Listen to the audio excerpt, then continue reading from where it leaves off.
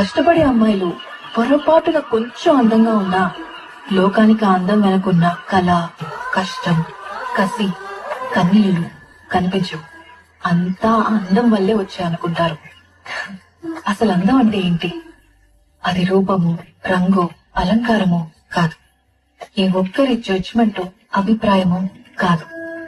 ఒక కవి వర్ణనో, చిత్రకారుడి బొమ్మో కాదు. మరేంటది? అందం అంటే గుణం. అమ్మాయి నా ఇంటి చెప్తున్నా, I don't want people to call me beautiful. దాని బదులు నీది కష్టపడే తత్వం, నీలో కరుణ ఉంది, నీకు ధైర్యం ఎక్కువ, నువ్వు తెలివైన దానివంటే నాకు సంతోషం. Address us by our qualities. MS Subbalakshmi అంటే భక్తి, అందం కాదు. మదర్ తెరెసా అంటే కరుణ, అందం కాదు. ఐన్ రాండ్ అంటే తత్వం, అందం కాదు.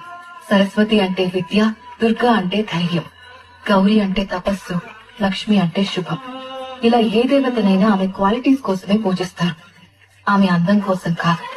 నీ గుణాలే నీ సంతకం అవుతాయి, నీ అందం కాదు. అందుకే ప్రపంచము మగాళ్ళలో కాదు, ఆడదే ఆడదాన్ని అందాన్ని దాటి చూసుకోగలగాలి. అలా అందాన్ని దాటి చూస్తే ఆడదానిలో ఒక సముద్రమే కనపడుతుంది. గుణాలతో నిండిన ఒక దేవతే దర్శనమిస్తుంది. So seek for the goddess in you.